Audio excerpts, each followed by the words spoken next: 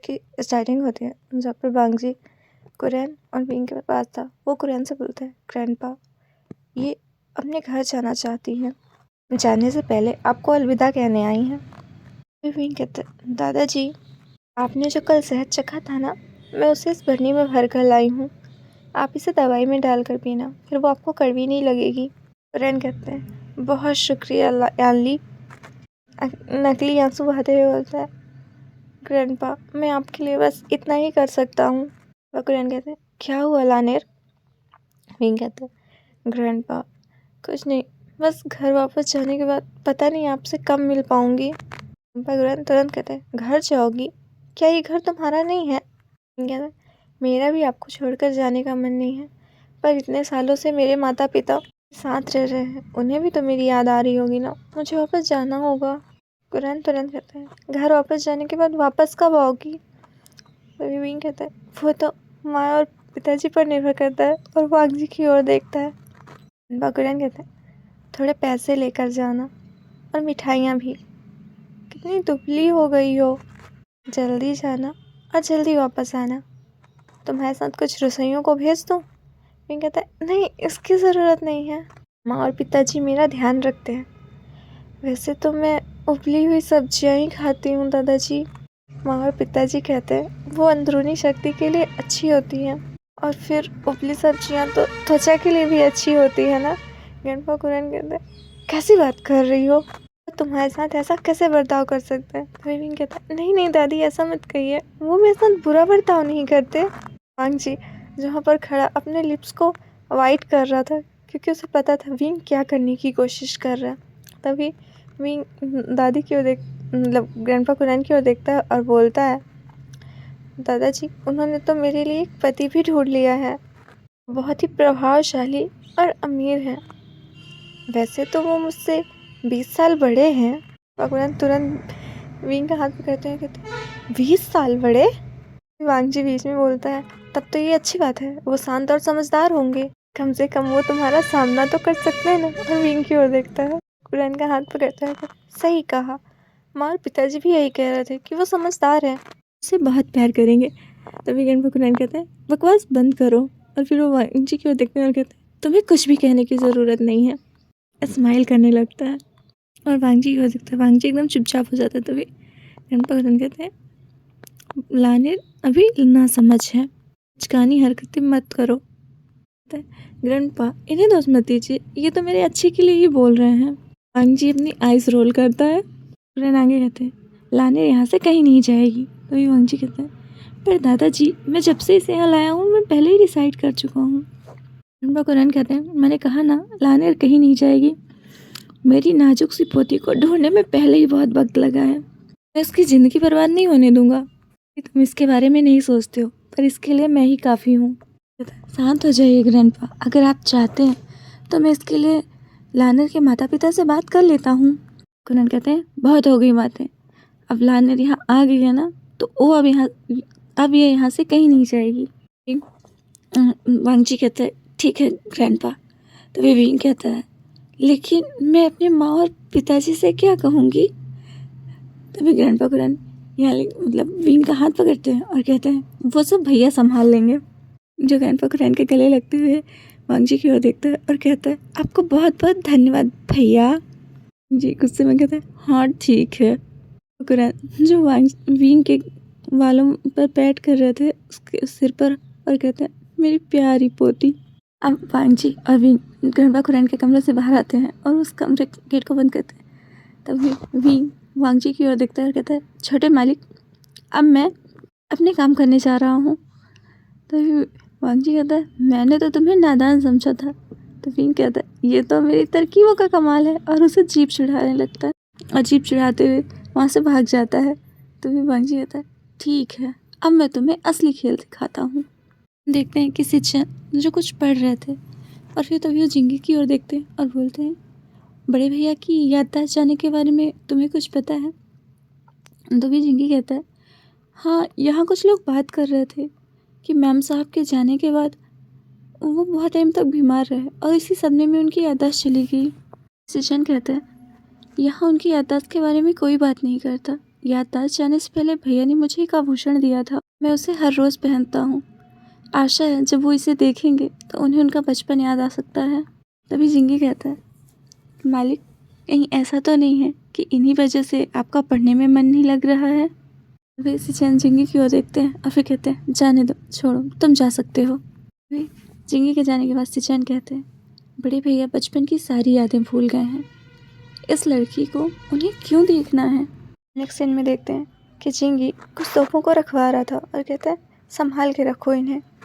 छोटे मालिक अपने लाउशी से मिलने के लिए जा रहे हैं, फिर उन्हीं के लिए हैं। इधर हम देखते हैं सिचन जो उसी तालाब के पेड़ के पास विंग वेट कर रहे थे। तभी वहाँ पर विंग आता है। विंग से कहता है, तुम इतना लेट क्यों हुआ। तभी विंग कहता है, मैं तुम्हारे लिए तोहफा तैयार कर रहा था, इसी में देरी हो गई। और वो सिचन की ओर एक पोटली बढ़ाता है। सिचन उसमें देखते हैं, कहते हैं, सिका हुआ शकरकंद। कहता है, हाँ, बचपन में तुम्हें ये बहुत पसंद था ना, क्या इसे देखकर तुम्हें बचपन की कोई याद आई। सिचन कहते हैं, नहीं, खाओ इसे, अभी ये गर्म है। सिचन उसे तोड़कर खाने लगते हैं और कहते हैं, ये स्वादिष्ट है। तभी विंग फिर से पूछता है, क्या तुम्हें याद है जब तुम 7 साल के थे तो इसे तुमने किसके साथ खाया था। नाम अपना सिर हिलाते हैं और फिर विंग की ओर एक टुकड़ा बढ़ाते हुए कहते हैं, बांट कर खाने में और भी स्वादिष्ट लगेगा। विंग उस टुकड़े को लिए हुए खाने लगता है। तभी वो सिचन से बोलता है, कल लींग में बाजार लगेगा, तो क्या तुम मेरे साथ चलोगे। पर तभी सिचन कहते हैं, नहीं, वो मैं आज जा रहा हूँ। उदास हो जाता है। तभी सिचन कहते हैं, मैं 10 दिन में लौट आऊँगा। विंग नो कहते हैं, 10 दिन। तभी सिचन कहते हैं, हाँ, वो मैं छोटे मालिक के साथ जा रहा हूँ। तो विंग है, छोटे मालिक, हाँ, दूसरे छोटे मालिक। इस्माइल कहता है, ओह, तो तुम दूसरे छोटे मालिक को भी जानते हो। तभी सिचन कहते हैं, हाँ, मैंने जब से यहाँ शागिर्द का काम करना शुरू किया, दूसरे छोटे मालिक को लगा मैं होशियार हूँ, इसीलिए मैं उनके साथ रहता हूँ। वो किसी ज्ञानी को मिलने जा रहे हैं और मुझे उनके साथ रहना है। विंग कहता है, ये सब सुन के लगता है तुम बहुत होशियार हो, दूसरे मालिक तुम्हारे बिना पढ़ भी नहीं पाते। सिचन स्माइल करते हैं, कहते हैं, नहीं, ऐसी बात नहीं है। अभी विंग गेट की ओर देखता है जहाँ से वांगजी आ रहा था। वो सिचन से कहता है, मुझे याद है, मेरा कुछ काम बाकी है। सिचन पीछे से कहते हैं, सुनो। तभी विंग पीछे आता है और वही थैली जिसमें और भी बुने हुए शकरकंद थे उन्हें सिचन के हाथ में रखते हुए कहता है, ये तुम्हारे लिए है, जिस दिन तुम वापस आओगे उस दिन बाजार में जाएंगे, चट्टानों के पीछे तुम्हारी प्रतीक्षा करूँगा। ऐसा कहकर वहाँ से भाग जाता है। तब सिचन की नज़र वांगजी की हो जाती है। सिचन उस शकरकंद की ओर देखता है और दौड़ के वांगजी के पास पहुँचता है। बड़े भैया।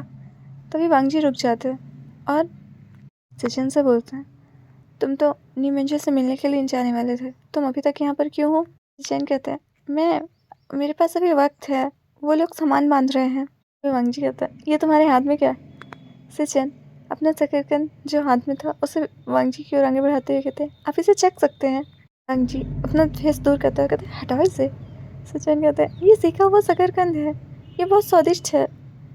तो वांगजी कहता है, मुझे बाहर का खाना पसंद नहीं, हटाओ इसे। सिचन कहता है, देखो ना, ये अंदर से पीला है, चखो ना। ऐसा करके वो बार बार वांगजी के मुँह की ओर उसे बार बार बढ़ा रहे थे और वांगजी अपने फेस को टर्न कर रहा था। तभी वहाँ पर जिंगी दौड़ते हुए आता है और कहता है, दूसरे छोटे मालिक, शुक्र है आप मुझे यहाँ मिल गए, चलिए सामान तैयार है।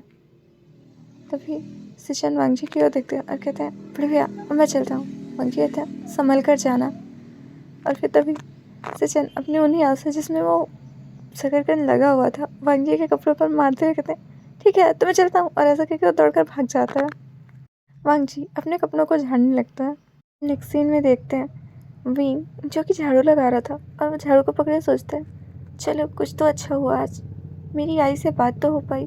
पर वो फिर चला गया और उसकी याददाश्त भी चली गई है। तभी वहाँ पर एक सेवक आता है और कहता है, चलो मेरे साथ। विंग कहता है, मैं। कहता है, हाँ चलो। और वो विंग को लेकर वांगजी के कक्ष में आता है और फिर कहता है, छोटे मालिक, वो आ गया है। वांगजी की ओर देखता है। तभी आदमी विंग से कहता है, तुम्हें पता है तुम्हें यहाँ क्यों लाया गया है। तुम आज से छोटे मालिक के सेवक हो, तुम्हें उनके सारे काम करने होंगे और उनकी सारी बातों को सुनना होगा। फिर वांगजी की ओर देखता है, कहता है, छोटे मालिक, मैं चलता हूँ। वहाँ पर उसके साथ एक और सर्वेंट थी जो पहले वांगजी की खास दासी हुआ करती थी, वो भी वहाँ से चली जाती है। तभी विंग वांगजी की ओर देखता है और कहता है, छोटे मालिक, आपने मुझे पहले क्यों नहीं बताया कि मैं आपका खास सेवक हूँ? जी कहता है, मैंने देखा तुम सबसे अब्बा लाए थे, तुम्हारे पास क्षमता है, तुम बेकार में पोछा लगाते हो, तो तुम मेरे एक खास सेवक बन जाओ, मैं तुम्हें पढ़ाया भी करूँगा, तुम और होनहार बन जाओगे। विंग स्माइल करता है और कहता है, धन्यवाद छोटे मालिक। सीन में हम देखते हैं कि विंग वांगजी के पास खड़ा था, वांगजी यहाँ पर बैठा हुआ था। वांगजी बार बार विंग को काम दे रहा था, कभी सुई लेकर आओ तो कभी शाही बनाओ। विंग जब शाही बनाता है तो वांगजी कहता है, गाढ़ी है, पानी डालो, और विंग जब पानी डालता है, पतली हो गई, और गाढ़ी करो। जिसके हाथ दुखने लगे थे शाही को घिसते घिसते, पर वांगजी अभी भी परफेक्ट नहीं करने देते। विंग धीरे धीरे खड़े से बैठ जाता है और अपने हाथों को बार बार झटकता है और शाही को घिसता रहता है। वांगजी दूसरी ओर अपना फेस टर्न करके स्माइल करता है। विंग को तंग करके बड़ा मज़ा आ रहा था, जो कि अब शाही घिसते घिसते सोने लगा था। तभी वांगजी कहता है, अब चाय बनाओ। कहता है, जी छोटे मालिक। वांगजी उसे बताता है कि तुम्हें आराम से स्थिर रहना होगा और खुशबू का ध्यान रखना होगा। विंग चाय बना कर देता है, ये लीजिए छोटे मालिक। जी उस कप को छूता है और कहता है, बहुत गर्म है, दूसरी बनाओ। कहता है, जी छोटे मालिक। दूसरी चाय तैयार करता है। वांगजी को देने ही वाला था, तभी वांगजी उसकी चाय की ओर देखता है और कहता है, बहुत ज़्यादा है, दूसरी बनाओ। विंग फिर से चाय तैयार करना लगता है, तभी वांगजी कहता है, सही तरीका नहीं है, दूसरी बनाओ। विंग स्माइल करते हुए कहता है, जी छोटे मालिक। और उसके बाद वो लड़कियों की तरह पहले हाथों को घुमाता और एक नृत्य कला की तरह उसे दिखाता।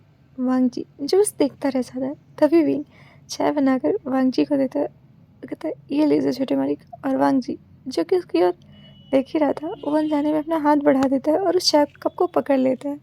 वांगजी जब अपने कप में फूंक मार रहा था, तभी विंग कहता है, छोटे मालिक, मैंने सुना है यहाँ चाय पीने वाले चाय के साथ संगीत सुनते हैं, तो क्या मैं आपके लिए गा सकता हूँ?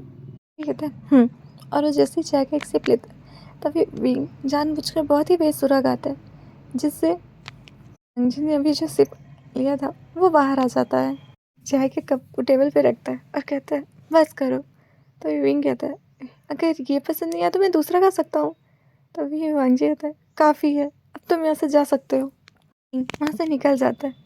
तभी वांगजी वो जो चाय थी उसे फेंक देता है। रात का समय देखते हैं कि विंग जो कि खड़े खड़े ही सो रहा था और वांगजी कुछ कागजों पर काम कर रहा था। तभी वांगजी उठता है और चलने लगता है। विंग जो सोते है उसके पीछे पीछे चलने लगता है। तभी वांगजी रुकता है और विंग आकर उसकी पीठ से टकराता है और वांगजी जैसे पीछे मुड़ता है, विंग स्माइल करते हुए कहता है, मैं आपके लिए क्या कर सकता हूँ छोटे मालिक? वांगजी कहता है, अगर तुम नहीं करना चाहते हो तो तुम छोड़ सकते हो, यहाँ लान हवेली में हर कोई नहीं रह सकता। विंग बहुत ही जेंटली वो करते हुए कहता है, आपने अपना बहुत कीमती समय मुझे देकर काम सिखाया है, मैं इतनी जल्दी हार नहीं मानूंगा छोटे मालिक। तभी वांगजी कहता है, मैं भी देखता हूँ कितने दिन रह पाते हो। अभी अपना मुंह बनाते हुए कहता है, मैं आपको निराश नहीं करूँगा छोटे मालिक। वहाँ से चला जाता है। विंग जब अपने कक्ष की ओर जाते हुए कहता है, जानबूझकर कर रहे हैं मुझे परेशान करने के लिए, वो चाहते थे मैं चला जाऊँ और मैं नहीं गया, इसलिए। कितनी छोटी सोच है। तभी एक दरवाज़ा खुलता है और कोई विंग को हाथ पकड़कर उसे अंदर खींच लेता है। नेक्स्ट सीन में हम देखते हैं विंग जो कुर्सी पर बैठा था और बहुत सारे ओमेगा 7 वहीं पर थे। विंग को घूर घूर कर देख रहे थे और वे कहते हैं, अच्छा तो तुम हो विंग, तुम तो बहुत साधारण से हो, तो बताओ तुमने ये कैसे किया? विंग कहता है, क्या किया मैंने? दूसरा सर्वेंट कहता है, यही कि नॉर्मल कामों से छुटकारा, और छोटे मालिक के दास कैसे बने? तभी विंग कहता है, मैंने ये जानबूझकर नहीं किया, ये तो छोटे मालिक ने मुझसे करवाया। तभी एक दूसरा सर्वेंट बोलता है, ये झूठ है, छोटे मालिक भला ऐसा क्यों करेंगे? तभी दूसरी सर्वेंट बोलती है, तुमने ज़रूर छोटे मालिक के साथ कुछ किया होगा, छोटे मालिक को बदनाम करने की तुम्हारी हिम्मत कैसे हुई? फिर दूसरा सर्वेंट कहता है, इसको बताते हैं हम क्या कर सकते हैं। विंग कहता है, देखो मुझे कुछ मत करो, देखो मैं जो भी बोल रहा हूँ वो सब कुछ सच है, विश्वास ना हो तो खुद पता कर लो, छोटे मालिक ने खुद मुझे अपनी दासी चुना। विंग को पकड़ने लगती है। तभी विंग कहता है, छूना मत, छोटे मालिक और मैं बहुत अच्छे दोस्त हैं, हमारा संबंध साधारण नहीं है। सर्वेंट कहती है, छोटे मालिक तुमसे दोस्ती क्यों करेंगे? तभी विंग कहता है, क्योंकि क्योंकि वो बहुत दयालु हैं, इसलिए उन्हें इस बात की परवाह नहीं कि वो कितने प्रतिष्ठित हैं। उन्हें बुरा लगा कि मेरे पास वैद्य को दिखाने के लिए पैसे नहीं हैं, इसलिए उन्होंने मेरा इलाज खुद अपने हाथों से करवाया। मैं तो उनके नेक कामों से बहुत प्रभावित हुआ, इसलिए मैंने डिसाइड किया कि मैं यहीं रहूँगा और वो जो भी मुझसे कहेंगे मैं वो सब करूँगा। तभी वो सर्वेंट कहते हैं, ओह तो तुम और छोटे मालिक वास्तव में सिर्फ दोस्त हो। दूसरा सर्वेंट बोलता है, तो तुमने सच में कोई दुष्ट चाल का प्रयोग नहीं किया? विंग क्या देखता है, कहता है, हाँ नहीं किया, वो तो मेरे हितैषी हैं। तभी एक लड़का ओमेगा आता है और विंग का हाथ पकड़ते हुए कहता है, तो अब तुम हम में से ही एक हो। कहता है, तुम में से एक? लड़का विंग को उस कमरे में लगे हुए एक बोर्ड की ओर दिखा रहा, जहाँ पर लिखा हुआ था लान वांगजी को पसंद करने वाले।